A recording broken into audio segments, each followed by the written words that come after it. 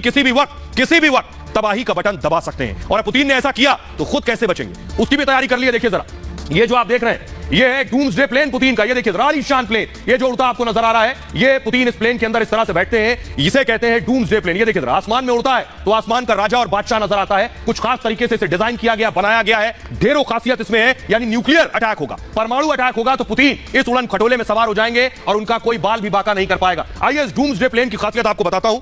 देखिए जरा कैसे पुतिन ने पहले से तैयारी कर रखी है, उन्हें पहले से इल्म था कि कभी भी कुछ भी किसी भी वक्त हो सकता है। ये देखिए आपके सामने आ गया, गेट खुला और पुतिन आपको नजर आ रहे हैं और खुद भी वो विमान से क्या देख रहे हैं। पुतिन ने डूम्सडे प्लान दरअसल बना रखा है। ये प्लान क्या है, इसमें एक स्काई बंकर की योजना है। ये जो प्लेन है ये बंकर है दरअसल, और मतलब विमान जो बंकर का काम करेगा पूरी तरह से, जिस पर गोलियां रॉकेट का कोई असर नहीं होगा। पुतिन को पता था इस तरह के बंकर की जरूरत होने पड़ेगी। ये जो बंकर है जो मिसाइल हमले को आसानी से झेल सकने की ताकत रखता है, ये जिस पर परमाणु हमले का भी असर नहीं होगा। अब आप समझिए पुतिन का प्लान क्या है। पुतिन के इस विमान का नाम है डूम्सडे विमान, और डूम्सडे मतलब क्या होता है, कयामत के दिन के लिए विमान। इसका नाम अपने आप में बताता है कि ये क्यों और किस लिए तैयार किया गया है। वैसे पुतिन के पास अति सुरक्षित विमान पहले से मौजूद है और जिसका इस्तेमाल वो खुद या उनके परिवार के लिए किया जाता है, ये वो विमान है।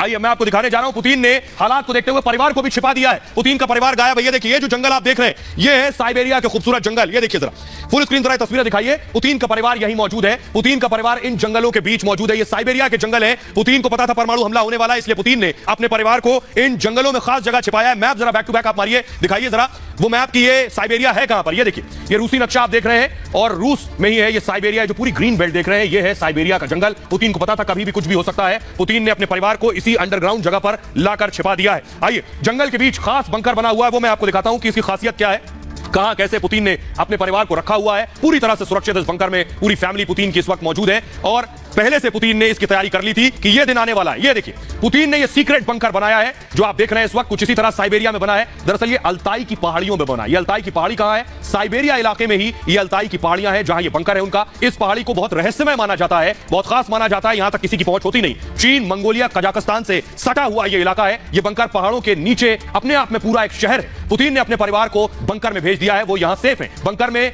परमाणु हमले का असर नहीं होता है। बड़ी बात यह है पुतिन का ये बंकर आलीशान और बहुत हाईटेक है। ये इसकी खासियत है। इसके चारों तरफ आपको बताऊं पुतिन के कमांडो बाकायदा तैनात रहते हैं और खास ये है कि यहां कोई और नहीं पहुंच सकता, ये बहुत सीक्रेट है।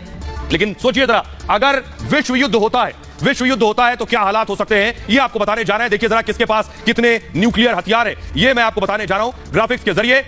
लेकिन उससे पहले आइए मैं आपको दिखाता हूं किसके पास कितने हथियार हैं। ये पहले मैंने आपको बताया, लेकिन सिर्फ जाते जाते आपको बताना चाह रहा हूं कि अगर परमाणु, ये देखिए न्यूक्लियर वॉर हुआ तो ये होगा, रूस के पास 5977 परमाणु हथियार है, सबसे ज्यादा। इसके अलावा अमेरिका के पास 5428 न्यूक्लियर वेपन है और 350 चीन के पास है। यानी सोचिए जंग भीषण होगी, पूरी दुनिया तबाही के मुहाने तक पहुंच जाएगी। ब्रिटेन 225 न्यूक्लियर वेपन है, फ्रांस के पास 290 परमाणु हथियार है, पाकिस्तान के पास 165 परमाणु हथियार है और भारत के पास 160 परमाणु हथियार है। इजराइल के पास 90 परमाणु हथियार है और नॉर्थ कोरिया के पास 20 ऐसे हथियार हैं जिससे तबाही आ सकती है।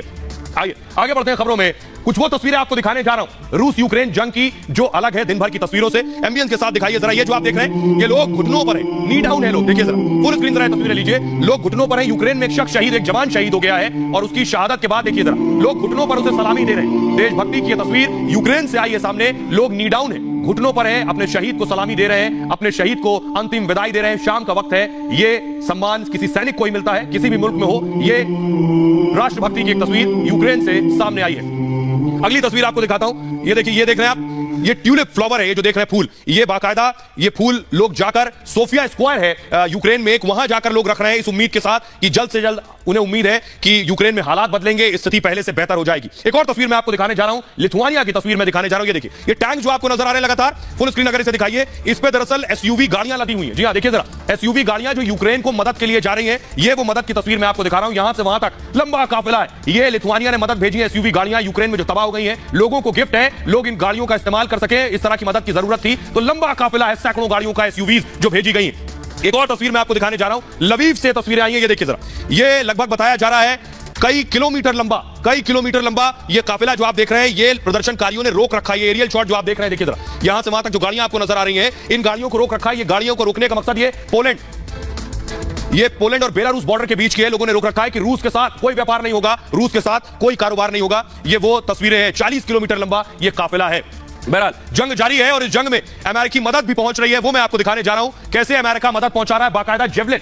ये जो आप देख रहे हैं ये है जेवलिन बॉम्ब, आप देख रहे हैं, जरा दिखाइए फुल स्क्रीन, जरा दिखाइए। अमेरिका से ये जेवलिन की खेप पहुंच गई है यूक्रेन और इन हथियारों से अब रूस की सेना पर हमला करेगी यूक्रेनी सेना। अमेरिकी मदद है, ये देखिए ये जेवलिन बॉम्ब आप देख रहे हैं और इसके जरिए भारी तबाही आएगी। इसकी खासियत आपको दिखाएं, अगली तस्वीर जरा दिखाइए।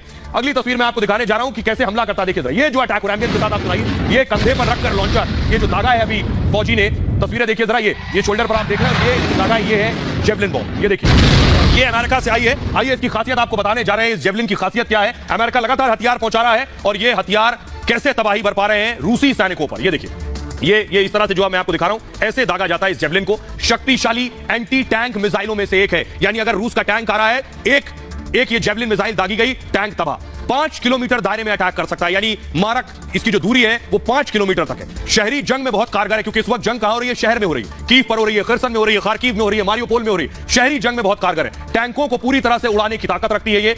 कम ऊंचाई पर, यानी अगर ऊंचाई कम हो तो हेलीकॉप्टर भी गिरा देती है, यानी हेलीकॉप्टर भी मार गिराएगी। जो खास हेलीकॉप्टर रूसी हेलीकॉप्टर जो कहर बरपा रहे हैं यूक्रेन में, लड़ाकू विमान को भी ध्वस्त कर सकता है। 5 किलोमीटर रेंज है। जेवलिन मिसाइल में 2 मोड होते हैं, आपको बताऊं। पहला होता है डायरेक्ट और दूसरा होता है टॉप अटैक मोड।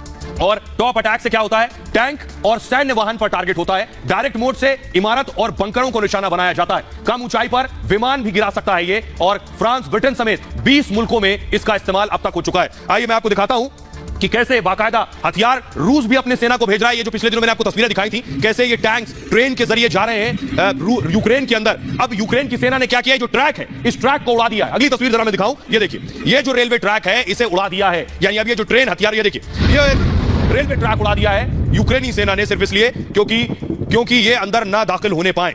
इन तस्वीरों से आप अंदाजा लगा सकते हैं। बहरहाल आगे बढ़ते हैं और अगली एक और बड़ी खबर यह है कि जो लोग यूक्रेन में रह रहे हैं वो जो बम से बच गए हैं अब भूख से मरने की कगार पर हैं। जी हां, बम नहीं तो भूख मार देगी। तस्वीर दिखाइए जरा जल्दी से। ये जो हालात है, रिहायशी इलाकों पर लगातार बम बरसाए जा रहे हैं, हालात लगातार बद से बदतर हो चुके हैं। दूसरी तस्वीर दिखाइए, अगली तस्वीर देखिए, सुपरमार्केट जो थे जहां खाने का सामान था वो पूरी तरह से जलाकर खाक कर दिया गया है, तबाह और बर्बाद। तीसरी तस्वीर आप दिखाइए, ये लोग पलायन कर रहे हैं, मासूम बच्चे रोते बिलखते परिवार से बिछड़ गए, किसी ने अपनी मां को, किसी ने अपने पिता को खो दिया है।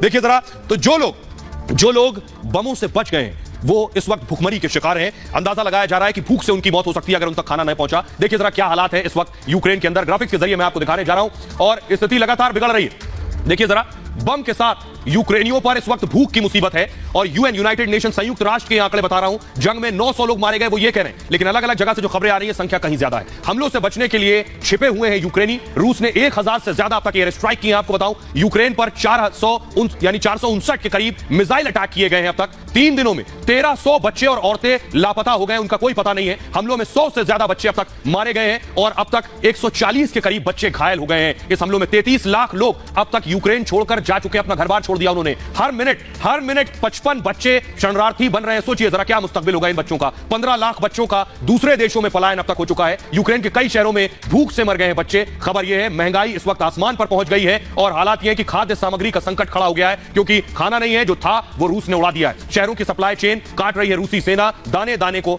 मोहताज है लोग। तो उम्मीद करेंगे जल्द से जल्द कि जंग शांत हो और यूक्रेन के लोग अपनी जिंदगी उनकी वापस पटरी पर लौटे। बहरहाल ये भारत की बात है।